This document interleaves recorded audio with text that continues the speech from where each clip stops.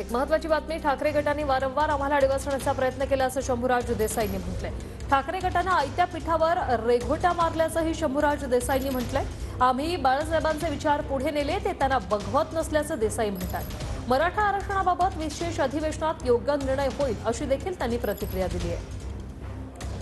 संयमशील नेतृत्व असं नेतृत्व म्हणून माननीय शिंदे साहेबांकडे सगळा महाराष्ट्र बघतो, पण वारंवार साहेबांना, शिंदे साहेबांना, त्यांच्याबरोबर असणाऱ्या आमच्या सगळ्या सहकार्यांना वारंवार डिवचण्याचा, आमचा अपमान करायचा, आमची अवहेलना करायचा जर कोण प्रयत्न करत असेल तर मग त्याला तसंच उत्तर दिलं पाहिजे। ह्यांनी स्वतः कधी काही केलं नाही, स्वतः नुसतं केवळ आयत्या पिठावर रेघोट्या ओढण्याचं काम केलं। आणि जे आम्ही शिंदे साहेबांच्या नेतृत्वाखाली बाळासाहेब ठाकरे साहेबांचे विचार घेऊन पुढे जातोय, तेही त्यांना बघवत नाही। मराठा आरक्षणाबद्दलचा अत्यंत महत्त्वाचा प्रश्न आहे। 13% आरक्षण मिळेल अशी सूत्रांकडून माहिती मिळते। सरकारकडून मसुदाही तयार झालाय आरक्षण देण्यासंदर्भातला। गोड बातमी मिळेल लवकरच। 20 तारखेला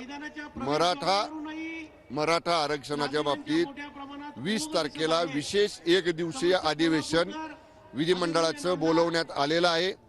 त्याचं समन सुद्धा या ठिकाणी मिळालेलं आहे।